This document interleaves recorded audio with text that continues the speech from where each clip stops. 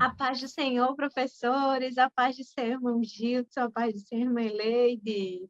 A paz do Senhor, Gil, a paz do Senhor, Gil. Boa noite, está tudo bem com vocês? A paz do Senhor, professoras, está tudo bem, graças a Deus. Amém. Amém. Que bom estarmos juntos em mais um EBD em Síntese Podcast pré-adolescente, né? Nesta feita nós estudaremos a nossa última lição. Chegamos ao fim de mais um trimestre, né? Vencemos mais um trimestre, graças a Deus, com a graça do Senhor. E a lição de número 13, né, tem por título A Igreja Preparada, né? O que significa ser uma igreja preparada? O que isso traz para a gente? Né? Bom, nós podemos perguntar neste momento aos pré-adolescentes, né? O que vocês acham que significa estar preparado? Né? O que significa estar preparado? Como é que nós podemos nos preparar?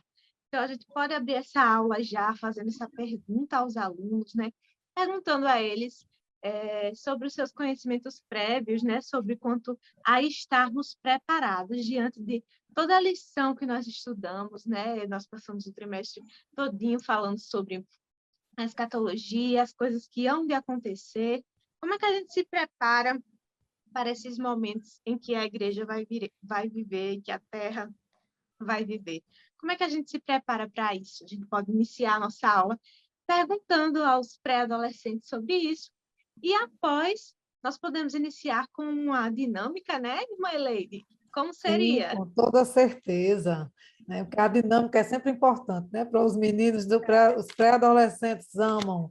Tem uns que já entram na sala dizendo assim, tia, vai ter dinâmica hoje?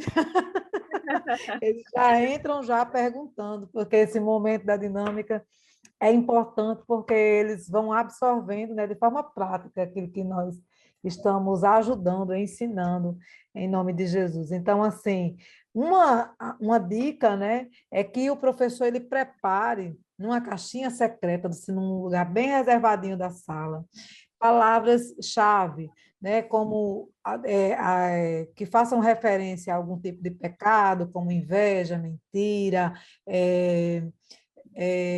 vícios, né, principalmente nas redes sociais, que é um grande problema, fofoca, que é sempre um tema, né, bem fixo, né, em quase todas as aulas, né? Quase toda aula tem sempre, tem uma fofoca aqui. Mas a gente tem, mesmo que a gente combata, sempre tem, né? Nessa fase, é bem interessante isso. Mas também palavras boas, né? Amor, perdão, paciência, paz, né?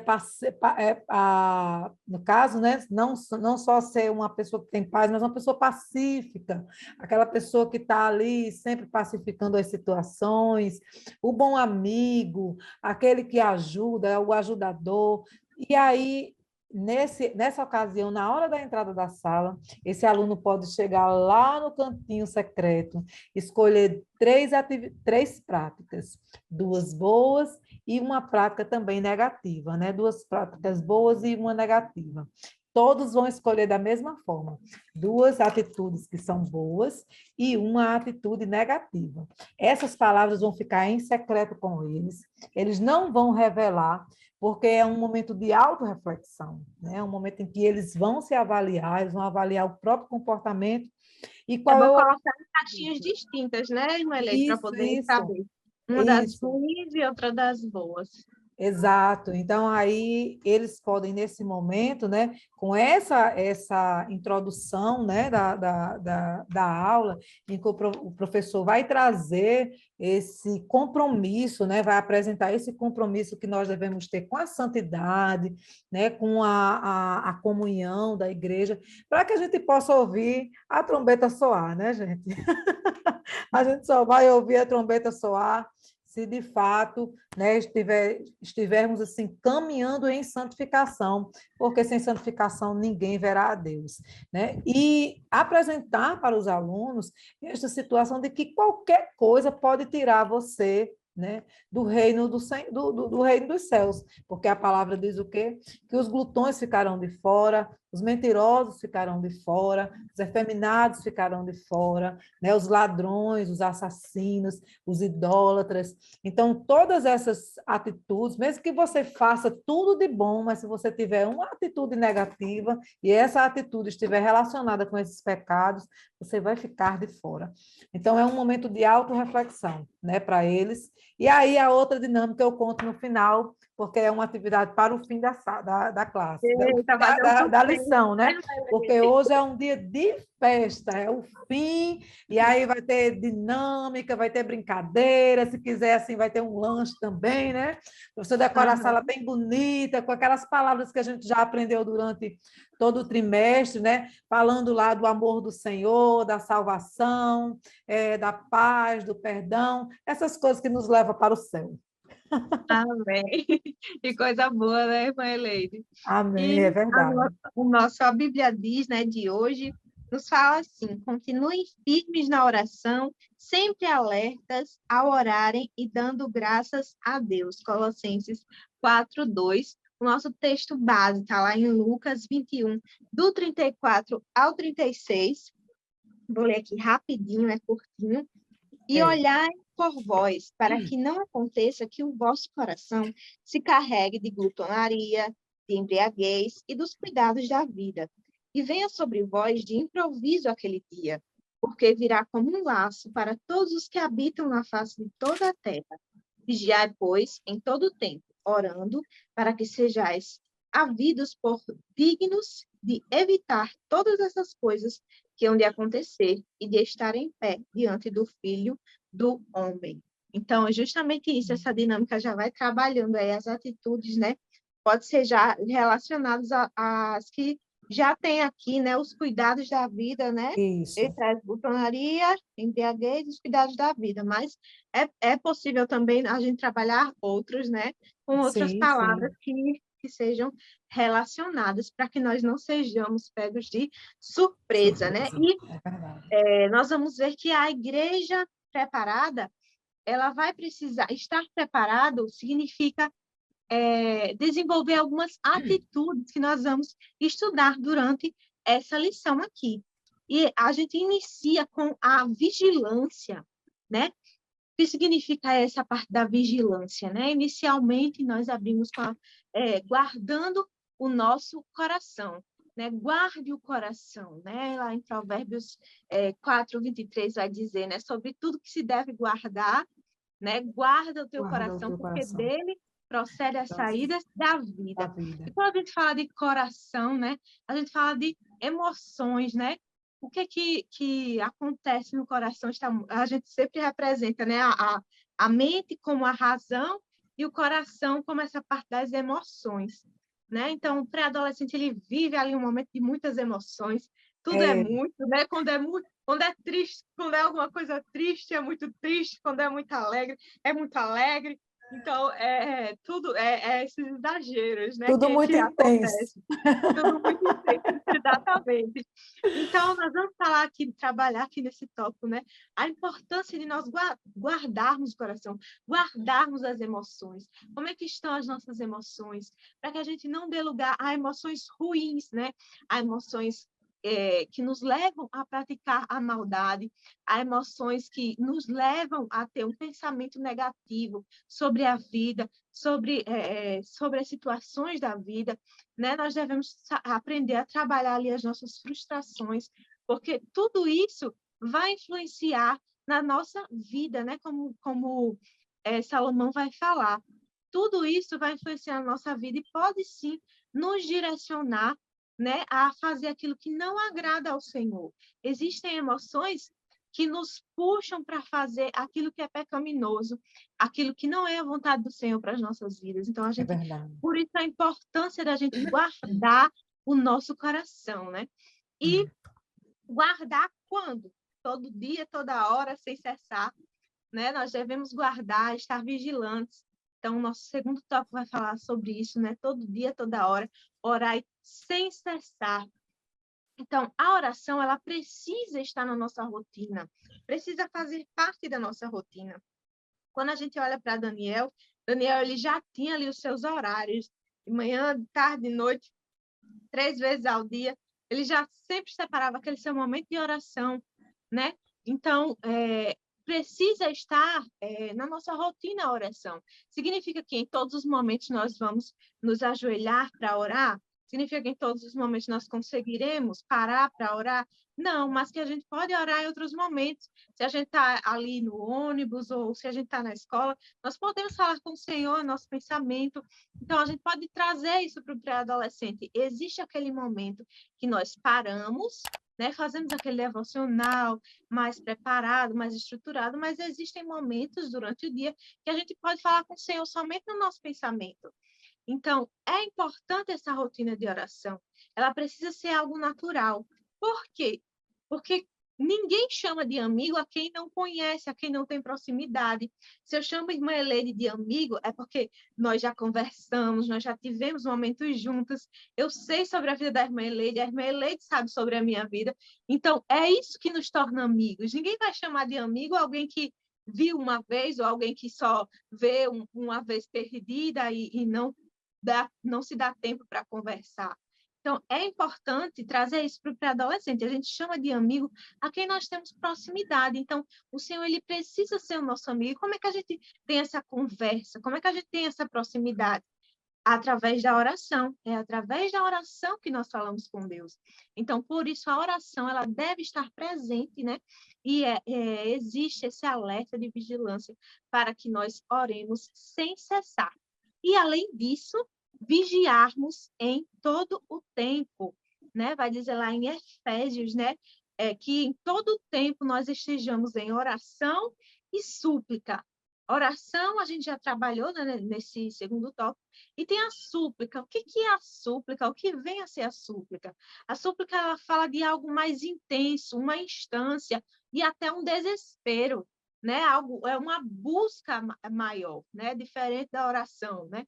É algo mais intenso, é aquele desejo intenso. Então, nós precisamos estar sempre em oração e súplica, aquele desejo intenso de falar com o Senhor, de estar próximo ao Senhor, de ter ali o seu tempo com Deus. Em todo o tempo, nós podemos falar com o Senhor, né? Em todos os momentos da nossa vida, se a gente está na escola, se a gente está na igreja, se a gente está em casa, o Senhor, ele não se restringe ao lugar. É possível nós falarmos com o Senhor através da nossa mente, do nosso pensamento, entregando a Ele nossos anseios e já nos preparando, né? Nos tornando vigilantes nesse sentido. Porque quanto mais nós falamos com o Senhor, mais nós estamos o quê? Mais o nosso pensamento está nele. Então, quando nós falamos com o Senhor, significa que nós estamos pensando nele, nós estamos pensando sobre aquilo que a palavra nos diz. Então, é dessa forma que nós vamos nos tornando vigilantes. Então, nós precisamos trabalhar isso com os pré-adolescentes, essa importância, né? Porque a vigilância é isso, é estarmos sempre ali em contato com o Senhor, em contato com Deus, independente das situações. E tudo isso, né, é o que vai fazer a diferença entre a igreja nécia e a igreja prudente. Então, é isso que vai diferenciar, não é, Gilson? Isso mesmo, professora Giuliane. Isso mesmo. Porque, pelo que nós vemos na palavra de Deus, principalmente nos ensinos de Jesus, esses ensinos, os escatológicos, nós vemos que existem duas igrejas. Uma igreja preparada e outra despreparada. Uma prudente e outra nécia. E o que vai nos fazer estar na igreja prudente, preparada, é exatamente essa vigilância, essa vida de oração, de súplica constante, constante. Enquanto você falava, eu pensava aqui na diferença entre tempo devocional e vida devocional. Nós temos que ter as duas coisas. Temos que tirar um tempinho na nossa agenda, no nosso cotidiano, para termos aquele momento mais reservado com o Senhor, onde a gente lê a palavra com mais tranquilidade, com mais profundidade, onde oramos, onde apresentamos nossos pedidos, mas nós também devemos ter uma vida devocional, uma vida que é um momento devocional que não se limita a um espaço geográfico, a um tempo geográfico, ou a uma liturgia normal, né? Nós, no dia a dia, dentro do ônibus, dentro de um trem, no trabalho, na faculdade, na escola, a gente sempre está orando. A gente sempre está meditando numa palavra que leu em casa. A gente está pedindo a Deus uma direção, está pedindo a Deus uma resposta, está meditando no amor dele.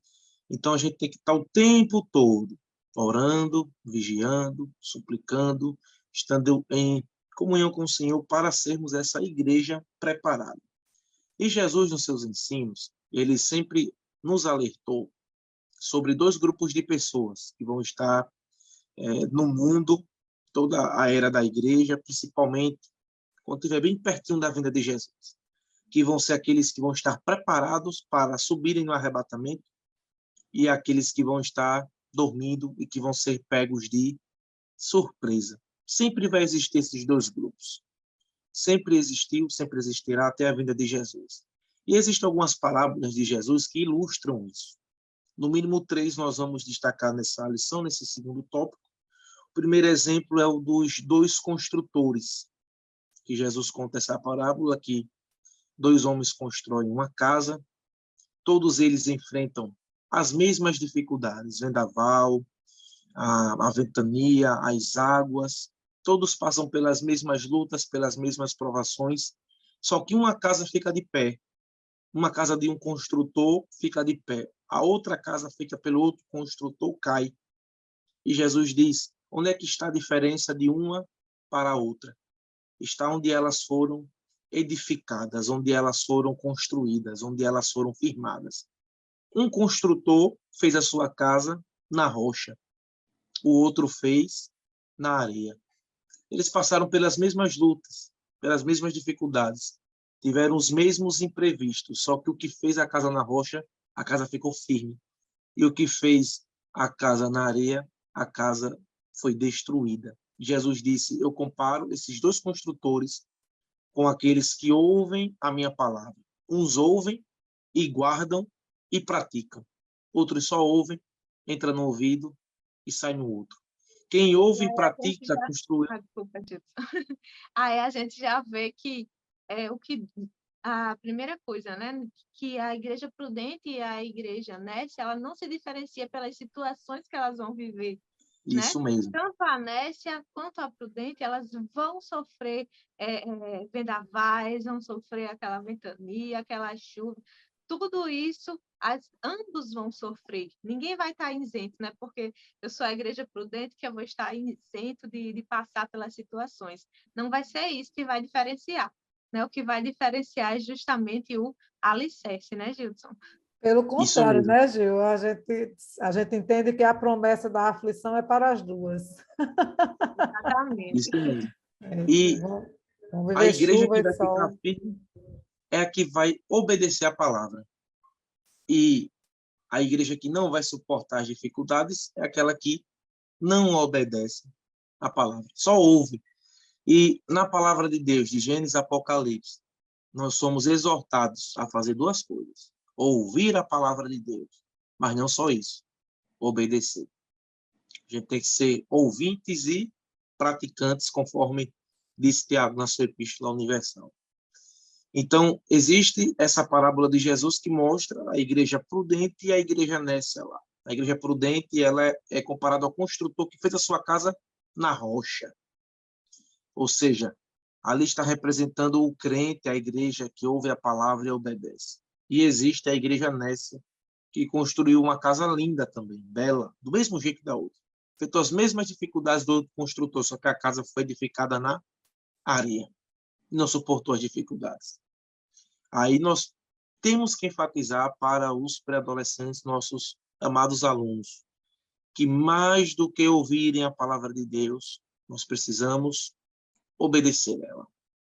Nós precisamos ouvir e guardar. Ouvir e praticar. Aprender e colocar em prática no nosso dia a dia. É um ótimo momento para a gente, inclusive, dizer, esse trimestre todinho nós escutamos sobre a volta de Jesus, que é um fato, ele vai voltar.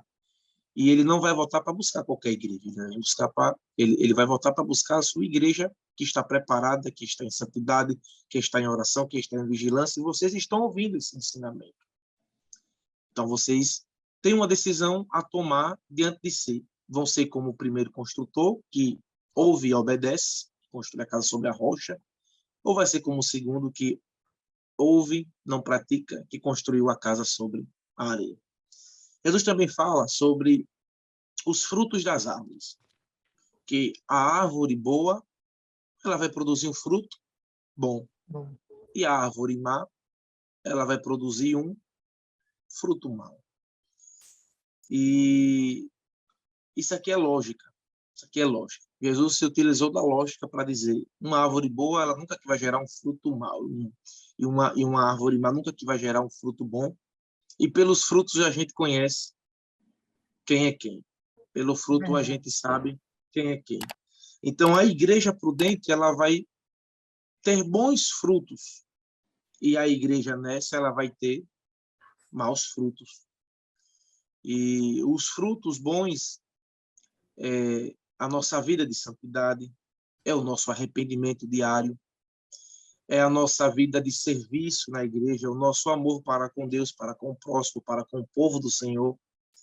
E a gente não pode, de forma alguma, quebrar ou passar por cima dessa lógica. Não existe um crente que está preparado, um crente prudente que faz obras más.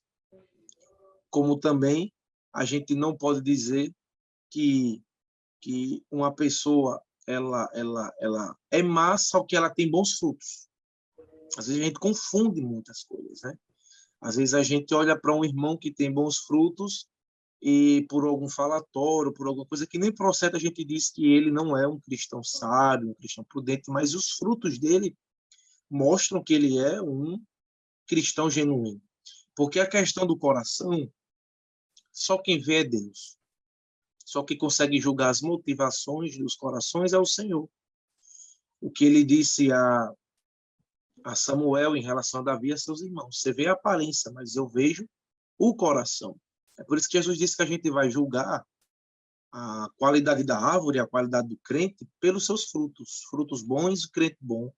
Crente prudente e igreja preparada. Frutos maus, crente nécio, igreja despreparada. E, por último, existe a famosa parábola das 10 virgens, Mateus capítulo 25, que mostra 10 virgens, 5 delas eram prudentes e 5 eram nécias. E todas elas, como os construtores, passaram pelas mesmas situações. Estavam lá com as suas lamparinas acesas, elas enfrentaram a demora do noivo, todas elas dormiram, elas vestiam as mesmas roupas, elas eram parecidas em tudo, só que tinha uma diferença entre as 5 prudentes e as 5 nécias, que é exatamente a reserva do azeite que as 5 prudentes carregaram e as outras 5 não. E pela demora do noivo, quando ele apareceu, as 5 que tinham reserva conseguiram continuar com ele e as outras foram procurar o azeite. Pediram até as prudentes, mas as prudentes disseram que ele não podia dar, porque elas tinham conseguido para elas, e quando elas voltaram, a porta já estava fechada e elas ficaram de fora. O que nos mostra a seriedade desse assunto. Não vai ter como a gente mudar ou se preparar na hora do arrebatamento. A igreja tem que estar preparada agora. A igreja precisa de reserva agora. Não é na hora do arrebatamento. Na hora do arrebatamento, muita gente vai dizer: Senhor, abre a porta, Senhor, estou aqui, Senhor, me busca, Senhor, quero te ouvir. Só que teve uma vida inteira para se preparar e não se preparou. Fez como o primeiro construtor lá, o construtor que construiu, fez a casa sobre a areia. Ouviu a palavra, mas não praticou. Olha a seriedade desse assunto. Então, Jesus se utilizou desses exemplos para dizer: quando eu voltar, como em toda a história da igreja, sempre vai haver 2 povos que parecem ser um só.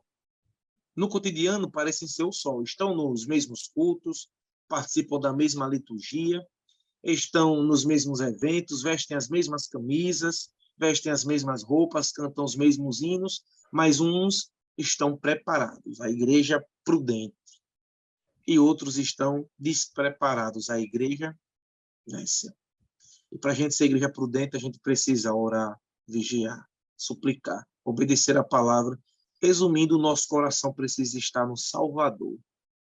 E assim, quando Jesus voltar, nós vamos fazer parte daquele grande e numeroso povo que vai ouvir o soar da trombeta, como a irmã Leite falou no início, e vamos estar com ele para todo sempre. Amém. Ouvindo aqui Gilson falar, assim, é uma lição muito séria, né? Estamos concluindo o trimestre, tivemos todo um tempo de preparação, de ensino, de absorção de materiais, de conteúdos, e agora temos todas as ferramentas para tomar atitudes, né? É uma lição bastante reflexiva, que vai nos instigar, né? Essa lição ela nos instiga a tomar atitudes. Desde o começo da lição, né? Sempre nós estamos falando de atitudes de vigilância, atitudes de prudência, atitudes de zelo, né? Atitudes de comportamento coletivo. E aí é um momento assim bem interessante para, de uma forma muito prática, a gente falar com os nossos alunos acerca da inteligência emocional, né? Porque cuidar do coração é isso, é ser inteligente emocionalmente, é tratar com zelo o outro, mas também tratar com zelo a si mesmo, né? O seu coração, para que ali não se aloje uma raiz de amargura, para que ali o perdão não esteja distante, para que a inveja não tome conta, para que a mentira não se aposse da nossa alma, e ali a gente possa, né, crescer espiritualmente. Gilson estava falando sobre esses 3 momentos, e eu estava aqui pensando, né, sobre essas questões, como cada parábola dessa tem uma importância na nossa vida, porque ele vai falar aqui de um momento, de uma responsabilidade coletiva, né? Uma responsabilidade coletiva com a casa, porque na casa não mora só um, né? E quando estamos falando de casa, estamos falando de família também, né? Como estamos construindo a nossa casa, a nossa família, a nossa responsabilidade com o outro e a nossa responsabilidade consigo mesmo. A mesma coisa que a gente vem, né, trabalhando desde o começo, porque a igreja preparada, né, a igreja, nós temos a igreja ela se apresenta para nós em 2 aspectos, que é a igreja individual, que sou eu, e a igreja, o corpo de Cristo. Né? E eu preciso estar inserida dentro deste corpo, eu preciso ser pertencente desse corpo. E para ser pertencente desse corpo, eu preciso estar em comunhão com a minha igreja, e eu preciso estar com a igreja, com o corpo de Cristo, preciso estar, né? Eu preciso me responsabilizar por esta santidade. É o zelo, é o comportamento, é o trabalho, é a obra que a gente oferece, né? As nossas mãos, que oferecemos todos os dias na casa do Senhor, para trabalhar pelo crescimento desse reino. É a nossa responsabilidade coletiva e individual acerca da salvação. Não temos responsabilidade, não temos o poder de salvar ninguém, né? Mas somos, sim, responsáveis também, né? Corresponsáveis, né? Com a comunhão do nosso irmão conosco, né? Vamos dar continuidade aqui, né? É um momento de festa, é um momento em que o Senhor vai se fazer presente, eu tenho certeza, na sua aula, porque é um momento de trabalhar a singularidade da coisa. Né? Ele estava falando aqui sobre a parábola das árvores boas e más, né? Sobre essa passagem, e eu estava lembrando, Gilson, eu tinha uma casa em Barra do Macharanguape, e lá tinha um cajueiro enorme, era muito grande, era uma coisa assim, gigante. A copa do cajueiro era enorme, era gigantesca, ocupava assim, um terreno de 15 metros quadrados, era uma coisa bem, bem, bem gigantesca. E o interessante desse cajueiro é que, apesar dele ser enorme, ele dava uns cajuzinhos assim, bem pequenininho e tudo doente. Era interessante demais. Primeiro, quando a gente chegou lá, a primeira safra que deu de caju, quando a gente estava lá, os caju eram bem pequenininhos e todos doentes.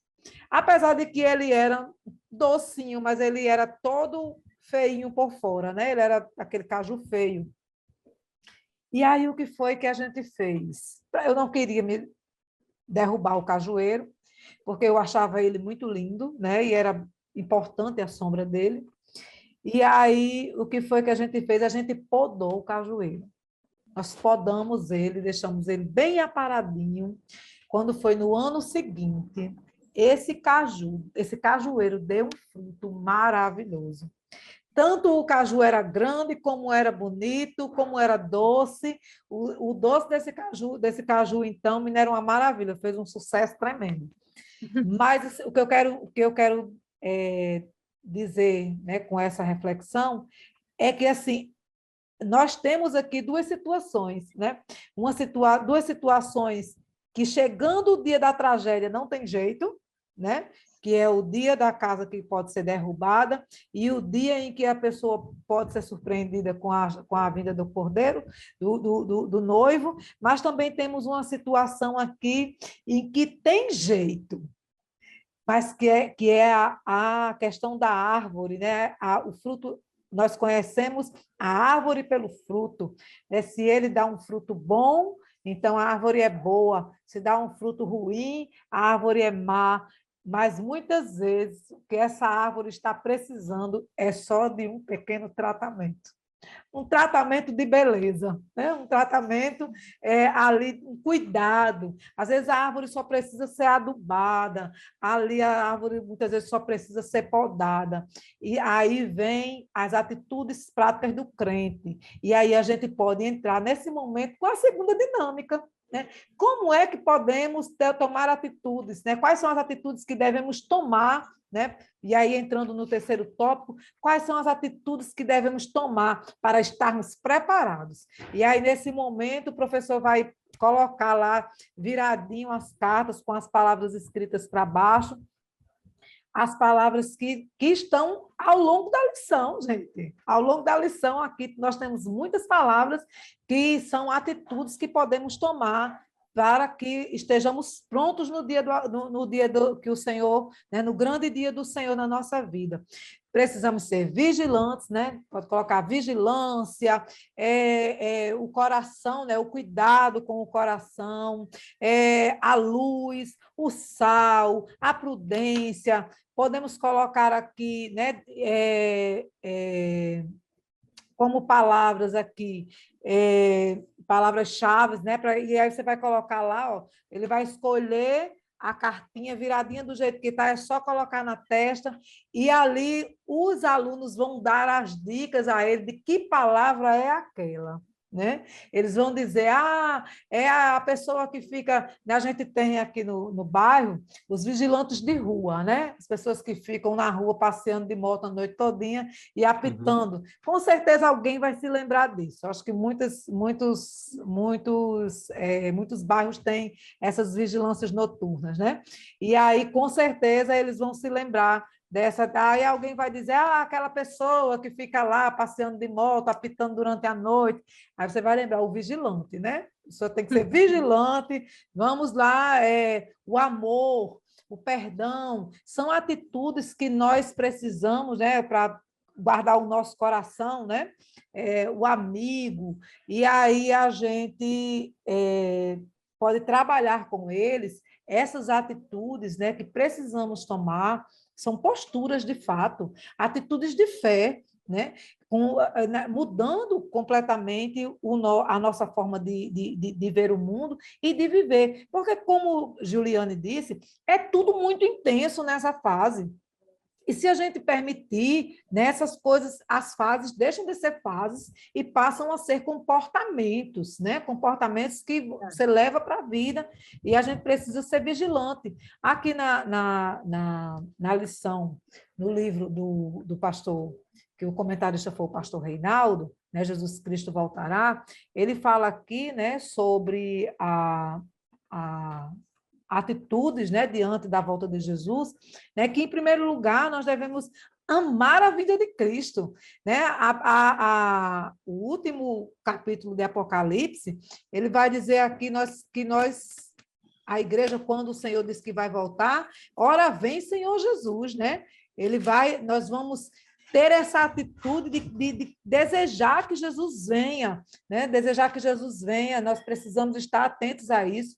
A segunda dica, né, é desfrutar da suficiência de Cristo. Ele é suficiente em nossas vidas, não precisamos de outra coisa. Estava hoje com minhas filhas vendo aqui um documentário a respeito daquela boate, né, que pegou fogo há alguns anos atrás, e eu conversando com elas, eu disse, olha só, né, o preço da imprudência.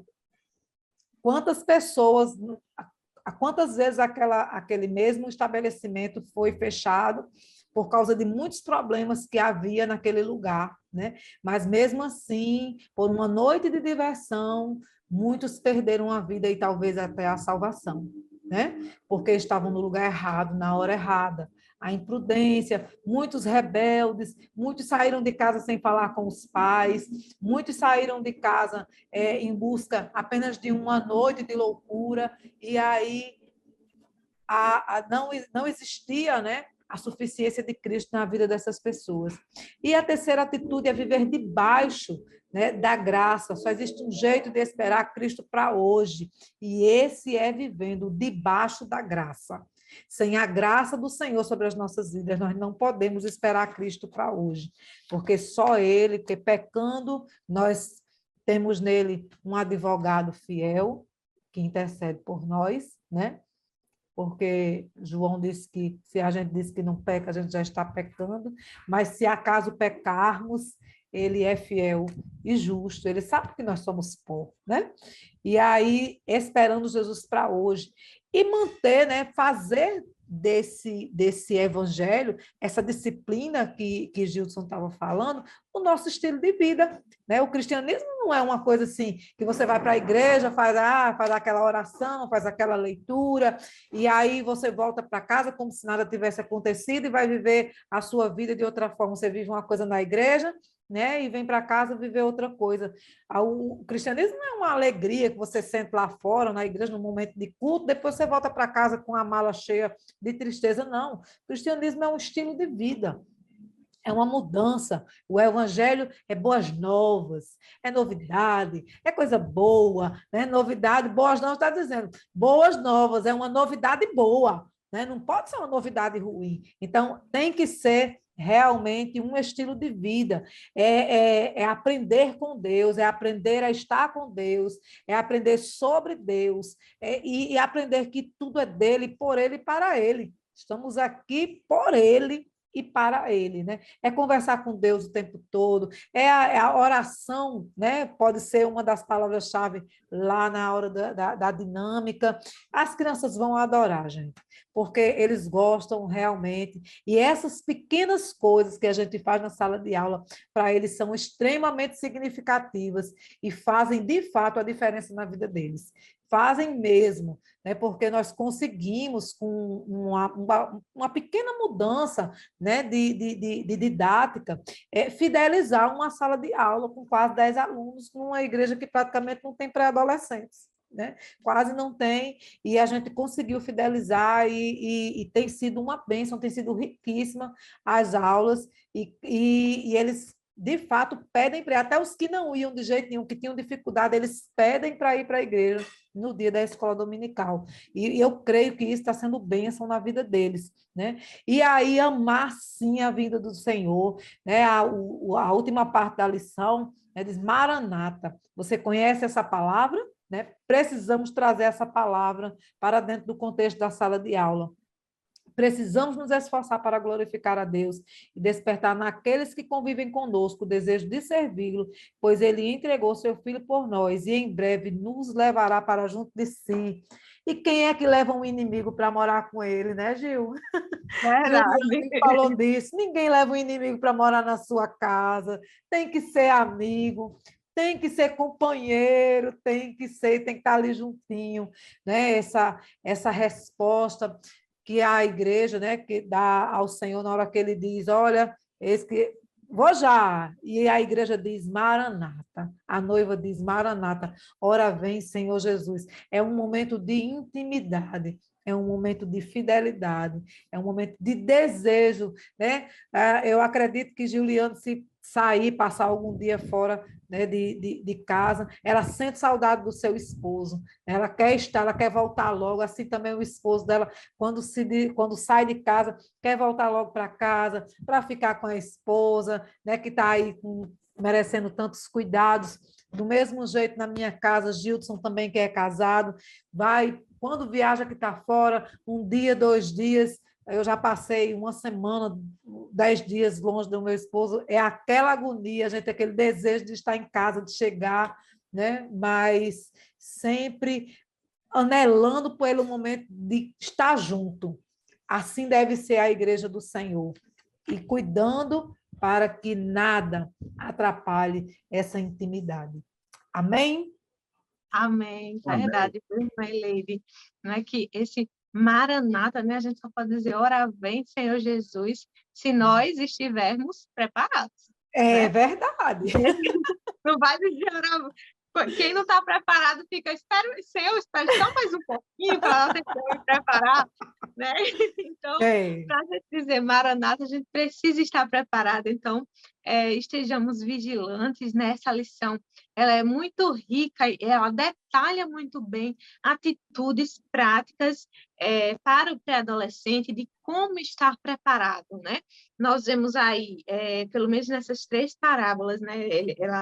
Ela fala muito bem. A primeira, os 2 construtores, que fala sobre a importância de estarmos alicerçados na palavra, de termos uma prática na palavra.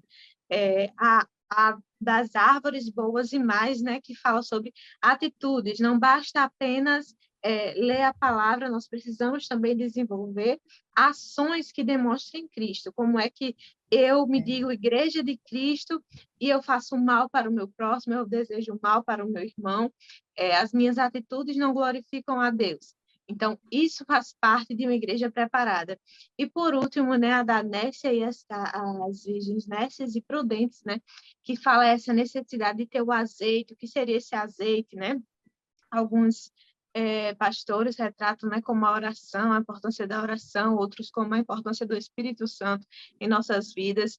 Então, tudo isso, né, é um conjunto, né, que nós devemos buscar para sermos igreja prudente, que nós venhamos deixar bem claro para os pré-adolescentes, né, essas ações, essas atitudes que nós devemos desenvolver de uma prática, né, como a irmã Leire bem trouxe aqui, o cristianismo, essa preparação como estilo de vida, né? Nós não estamos ali na igreja só por um momento, como alguns, né, sentem, eu vou para a igreja para sentir aquela alegria, para sentir aquela emoção. Eu vou para a igreja porque lá, quando eu chego lá, eu choro e aí eu saio mais alegre, eu saio mais aliviado.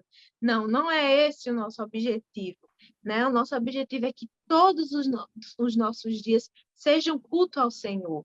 Não é apenas o domingo que é culto ao Senhor, não é apenas a terça que é culto ao Senhor, não é apenas a quinta que é culto ao Senhor. Todos os dias da nossa vida precisam ser de culto ao Senhor, como o Gildson bem falou, né? De devocional ao Senhor, né? Uma vida devota ao Senhor. Então, nós precisamos, né, estar cada dia mais perto, porque o Senhor, ele está voltando. Essa lição, ela detalhou muito bem para a gente. De repente, agora no final, você, professor, pode dar aquela retomada, né, da sequência dos fatos que nós estudamos, como é que vai acontecer, né? E para fazer esse fechamento, né, da importância de estarmos preparados, porque o que há de vir, virá, né? Então, nós precisamos estar prontos, né? E estar enquadrada dentro do nosso título da lição, a igreja preparada. Não é? Jamais a igreja nécia, jamais a igreja despreparada. Então, que nós tenhamos uma lição abençoada, né? Eu desejo a você um final de trimestre muito agradável e feliz, né? A irmã Elê trouxe aqui dinâmicas muito interessantes que com certeza vão te ajudar muito aí na sua aula a dinamizar, a finalizar esse trimestre, já aí deixando aquele gostinho de quero mais para o próximo, né? Então, que o Senhor vos abençoe e a paz do Senhor, queridas. Até o próximo. Amém. Até o próximo Pai do trimestre, em Senhor, até nome o de próximo Jesus. trimestre. Pai do Foi um Senhor. prazer mais uma vez.